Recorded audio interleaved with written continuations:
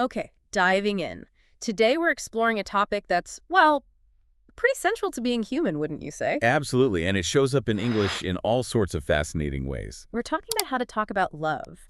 And specifically, we're digging into a great resource designed for English learners. That's right. The idea is to pull out the absolute essentials for you. Exactly. So our mission here is to take this material and, boil it down. Into the most useful vocabulary, phrases, some cultural insights too, and crucially, practice opportunities. Yeah, so you can actually start using this language confidently. It's about feeling more comfortable, more natural when conversations turn to relationships, feelings, or even just things you're really, really into. We'll cover quite a range. Things like the different uses of the word love itself, which is broader than you might think. Vocabulary for romantic connections, language for describing feelings, some classic British idioms, which are always fun. Definitely. Different types of love and, importantly, those cultural nuances. It's a sort of a journey, really, into a part of English that's rich with meaning.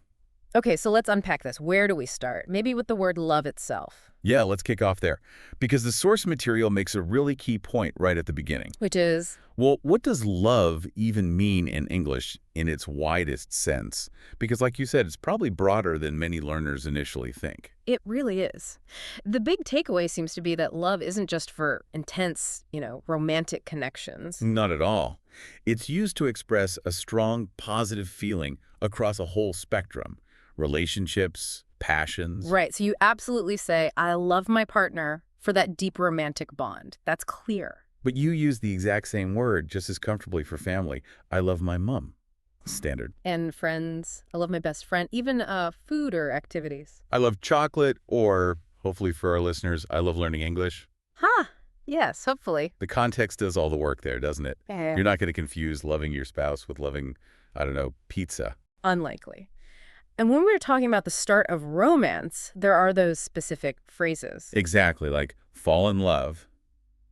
That captures the moment, or maybe the process, when those romantic feelings begin. The classic example from the source is, they fell in love at first sight, instantly. Right. And then once those feelings are there, you be in love. Yeah. That describes the state, the ongoing feeling. Like the example, he's totally in love with her. It's established. Yeah, it's the difference between the action, the falling, and the state, the being. Makes sense. Okay, so let's zero in specifically on romantic relationships then. Once you've fallen or you are in love, what do we call the people involved? Okay, the resource gives us the essentials. You've got the very common boyfriend and girlfriend. Standard, and increasingly useful, I think, is partner. Definitely. It's gender neutral, works for various relationship structures, very versatile. Willing to have. Then for those taking the next step, towards marriage, Yeah. you have fiancé for a man and fiancée for a woman. Note the spelling difference, even if the pronunciation is similar. Right, and after marriage, the formal term. Is spouse. Covers husband or wife. Okay. But what about before things get official? That feeling when you maybe secretly admire someone? Ah, yes. Right. That's where crush comes in. A crush is someone you like or are attracted to, often secretly, like the source says. The example, I had a crush on my best friend in school. Huh. I think a lot of people can relate to that one. Probably. And the actual romantic meeting itself is a date. Right.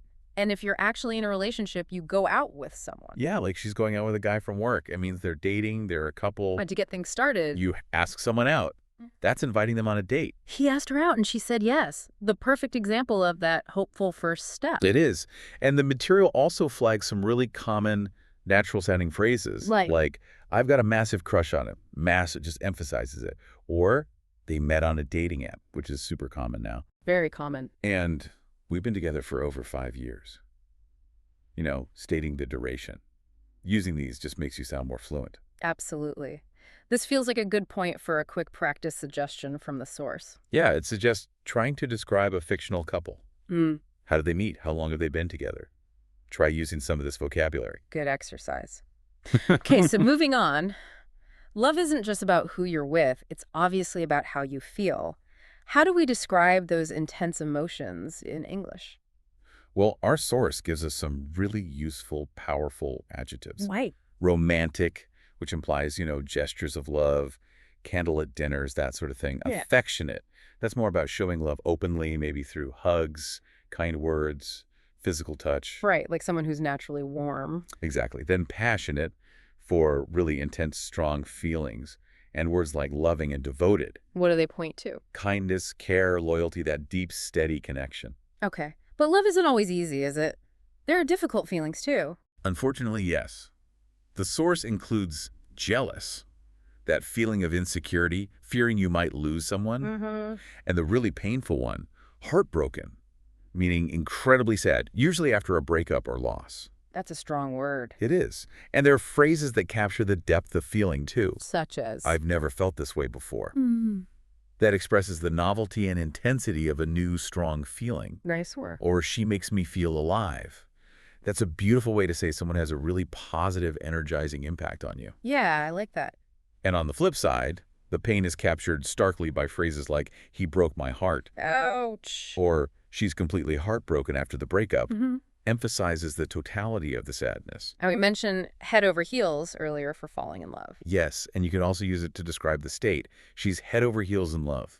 It means completely, intensely, almost overwhelmingly in love. Got it. The source gives some practice examples here too, right? It does. Simple ones like, he's such an affectionate person, or they're a very romantic couple. And the sad one, she's completely heartbroken after the breakup. So listener challenge time again. Yep. Try describing how you imagine you'd feel when you're in love, or maybe how you have felt. Which adjectives and phrases resonate? Imaginary is totally fine. Good idea. Now let's add a bit of local flavor. The material includes some common British idioms about love. Ah, idioms. These are brilliant for sounding more fluent, though sometimes tricky to learn. They pack so much meaning in, don't they? What's first up? A very common British one. To fancy someone. Ah, okay. What does that mean exactly? It just means you're attracted to them, you find them good-looking or appealing. Simple as that. Like the apple. I really fancy her. She's gorgeous. Direct attraction, British style. Okay, fancy someone. Got it. Next. We've heard this one. Head over heels. Yes, we mentioned it. Meaning totally, deeply in love. Utterly smitten.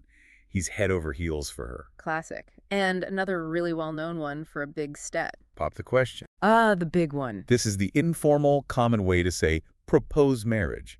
Example. He popped the question last night. Much more common in conversation than saying he proposed marriage. Good to know. And that romantic ideal. Love at first sight. Meaning you fell in love the very moment you first saw the person. Like in the movies. It was love at first sight. Exactly. And finally, the quest for that perfect partner. The one? Yes. If you think someone is the one, you believe they're your soulmate, your perfect match for life. I think he's the one. It carries a lot of weight. It does. And the source gives us a couple more sentences using these. I really fancy him, but he doesn't even notice me. Ah, unrequited fancying. Indeed. And they've been together for 10 years. He finally popped the question. Shows the idiom in context. Okay, so the challenge here is? Try making 3 short sentences using any of these idioms. Get creative with them. Nice. Okay, let's step back a bit. The material reminds us that love isn't just romantic. It talks about different types of love. That's a really important point. Broadens the perspective. First, obviously, is romantic love, the kind we've mostly been discussing. That deep, emotional, and often physical connection between partners. Right. Then there's platonic love. This is the love between friends. It's a strong bond, deep affection, but non-romantic. The example was clear. She loves her best friend, but it's just platonic. Defines the boundary. Exactly. Then familial love. Pretty straightforward, the love within a family. Parents, children, siblings, grandparents. That bond. The source notes, there's nothing stronger than a mother's love, as an example of that intensity. And importantly, there's also self-love. Ah, yes. Tell us about that. It's about having a positive regard for yourself, taking care of your own well-being, valuing yourself. The example being, he has a lot of self-love and confidence. They often go together. They often do. So a good way to check understanding here might be to try describing each type: romantic, platonic, familial, self-love in just one sentence. Your own words. Good consolidation task. Now, to see how this actually sounds in a conversation, the material gives us a little dialogue snippet. Yeah, it's a simple exchange, but it uses some of the language we've covered. It starts off simply, how's your relationship going? And the reply is positive. It's going really well. We've been together for a year now, using that phrase, been together. Then, probing a bit deeper, hinting at commitment. That's great. Do you think he's the one? There's that idiom. The response uses those descriptive words we talked about. I think so. He's so kind, supportive, and makes me laugh. And here comes another idiom, based on that description. Sounds like you're head over heels. Confirming the feeling and looking ahead. Totally. He even talked about popping the question soon, using another key idiom. It's just a nice little illustration. Shows how these pieces fit together naturally in a chat. Maybe listeners could try reading it aloud, or even changing some details to make it their own. Good idea. Okay, the material also offers some really valuable cultural insights. This is key, especially for learners interacting with native speakers, particularly British ones. Absolutely crucial, because language is culture, isn't it? Yeah. The source points out that in British culture, people can often be a bit more reserved. How so? Especially regarding, say, public displays of affection, or maybe expressing very strong emotions really early on in a relationship. Right, which is important cultural context to have. You might not hear "I love you" as quickly as in some other cultures, perhaps. Possibly not. Or see grand public gestures as often. And interestingly, the source mentions the use of humor and sarcasm. Ah, yes. How does that fit in? Sometimes it's used to show affection or closeness. Teasing or gentle joking can actually be a sign of liking someone, which can be confusing. Definitely. So what might people say instead of a quick "I love you"? The material gives examples like, "I'm really into you," or "You mean a lot to me," expressing strong positive feeling without using the L word immediately. Or the classic, potentially humorous one. "I don't hate you," which absolutely needs the right context and tone, usually said with a smile. You hope so. But the main point here is that because these alternatives are often used, when someone does say "I love you" in British culture, it often carries significant weight. It's generally not said lightly. Exactly. It means something substantial. Good to know. Right, time for a quick check-in. The material has a mini quiz. Let's do it. Fire away. Question 1. What do British people often say when they are attracted to someone? A common verb. According to the source, they say they fancy someone. Spot on. Next. What's the idiom for proposing marriage? The informal one. That's pop the question. Correct. How would you describe someone who is very, very intensely in love? That idiom again. You'd say they are head over heels. Yep. What does it mean if someone is heartbroken? It means they are extremely sad, usually because a relationship has ended. Deeply sad. Got it.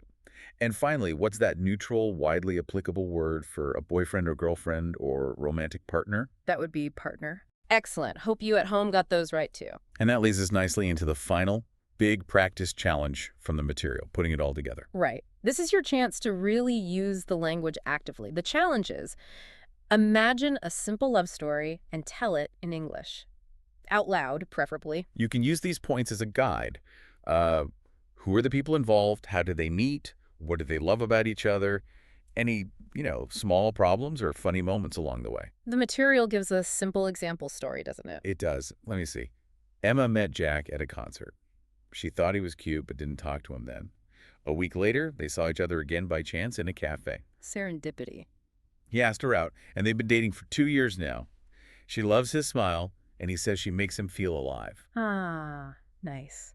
And notice how that uses met, asked her out, dating, makes him feel alive, all language we've pulled directly from the source material. Exactly. It shows how you can weave these bits together. So the suggestion is, pause this deep dive for a moment and try telling your own simple love story.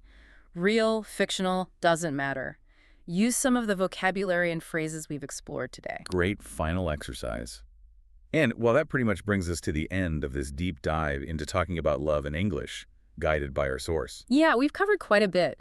Basic vocabulary, key phrases, those fun idioms, the different types of love, and some important cultural tips. The material's final kind of mission for you, the listener, is this. Try it out. Tell someone you love in English, maybe, how you feel. Or, if that's too much, describe a fictional love story out loud for just a minute or two. Practice makes perfect. So, maybe a final thought to leave you with. How does having these new ways to talk about love, these different words and phrases in English, how might that actually change how you express or maybe even understand this really powerful human experience? Something to think about. Keep practicing. Keep exploring. Definitely. Until next time.